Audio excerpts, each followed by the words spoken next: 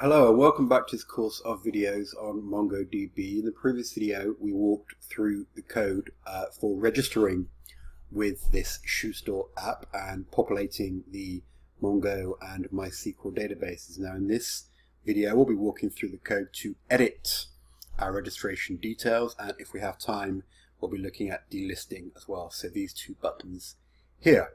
So if we look at the code, this was the event listener that we added when we registered, and I actually have used the exact same event listener for editing. So the BTN register, here, this is still BTN register. If we just inspect this element, you can see that even after it's changed, it still has an ID of BTN register. That hasn't changed. It's just the text on there that's changed, the value of the button. So when we click this, if we edit something, everything else is going to run exactly the same. We're still going to default. We're still going to collect all the names from the form into variables, create the email variable, create the payload, and then run the AJAX request. So all that's going to be exactly the same. But here's where it changes. You can see here, I've said if the init HTML of the button is submit, which it isn't, it would be post. Otherwise it would be put. So what we're doing is our AJAX request is going to be of type put instead of post, because, like I said, the value of that button has changed. The URL is still register.php. The payload is still exactly the same, the stringified version of this JavaScript object. And so now let's look over to register.php to see the differences when we actually do a put command. So we get our request type. So this time this is going to be put, not post. So rather than running this block of code, we are going to run this block of code. Now, interestingly, this $_post global available in PHP, there isn't one for put or delete, you'll find out later. So which is a bit unfortunate. There probably should be, and maybe there will be in future versions, but in order to get the data, basically you need to get the data from the body of the the HTTP request. You need to get the body. And in order to get the body, we need to run this here. Now what this parse string method does here is, first of all, it takes two parameters, if you see. The first parameter is fetching the contents of the body of our HTTP request, which is a JSON object, which is a string. So it's taking this string and populating it into this variable called payload. This is what parseString is doing. So this payload now is going to contain the JSON object that was passed through. Then from that JSON object, we are going to pull out there's only one object that we're passing. If you remember, if we look at this side, when we pass, there's only one key value pair, data key, which is the JSON object. But this is what we're retrieving here using this data key value. So now the payload JSON is going to contain this whole JSON object that was passed through.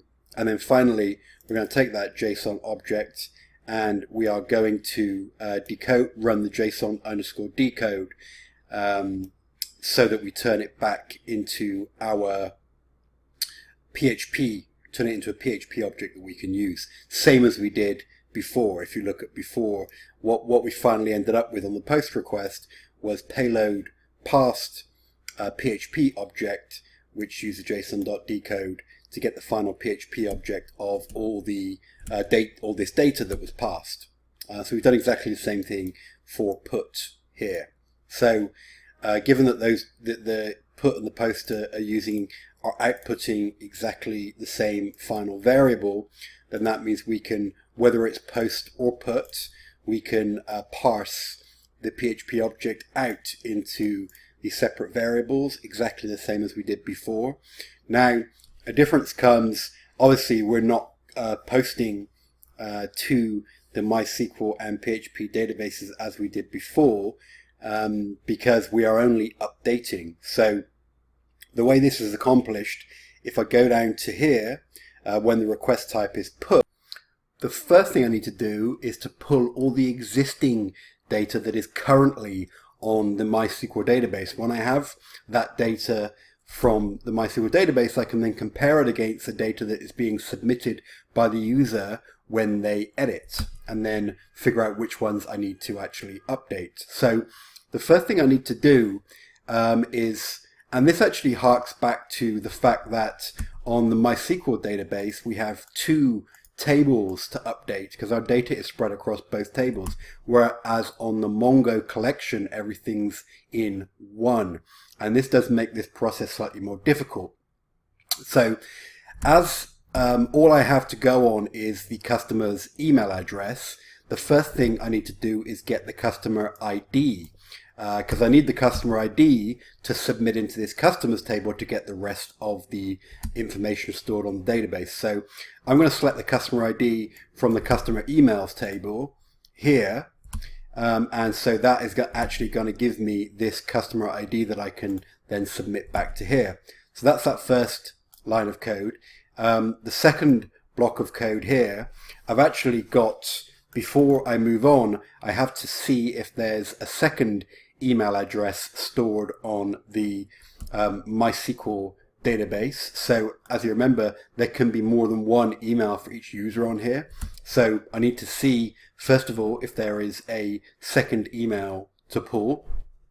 Once I've checked that, then I move over, then I use my customer ID field here, this variable that I populated in the previous chunk of code here.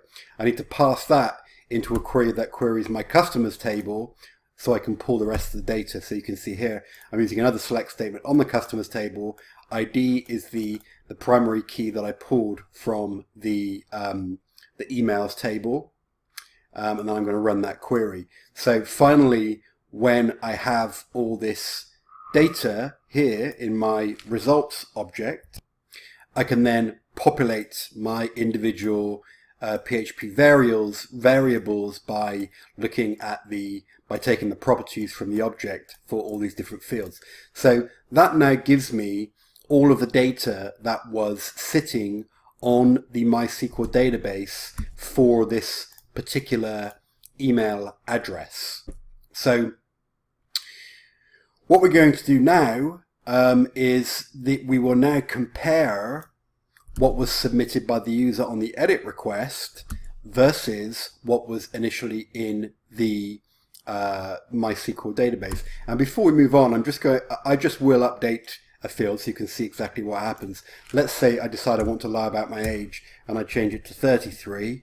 If I click edit registration details here, you can see you've successfully updated the age field in MySQL and in Mongo.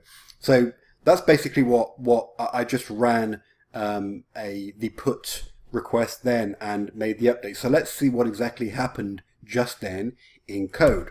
So what we're doing here, as you can see from the commenting, we're comparing what I submitted here, which is my age of 33, versus what was in the database, which was my true age of 43. So what the code will do is it will look through the different variables, the PHP variables, first to see if the variable is set. That's only for email because, as we've mentioned a few times, sometimes the second email address can be null.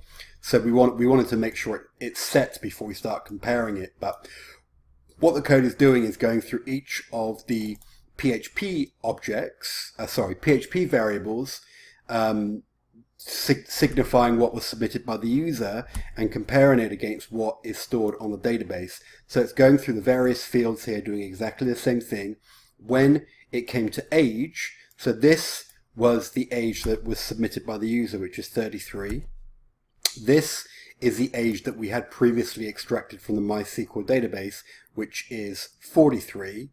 And when it sees that difference, it's then going to run an update SQL statement. It's going to update the customers table, set age equal to what the user submitted in here, which is 33, where the ID equals the customer ID that we pulled earlier on based on the email address that was submitted by the user. We're going to execute this SQL statement and again echo back, congratulations, you've successfully updated the age field, or if we catch an exception, we're going to communicate back a problem, and that's this echo here is what you see right here. Okay, so given that we've just passed the 10-minute mark, I'm going to finish it here for this video. We've successfully updated the MySQL database with my revised fake age.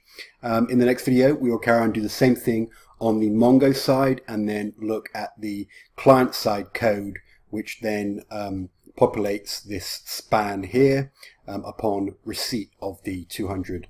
Okay, so I look forward to seeing you then.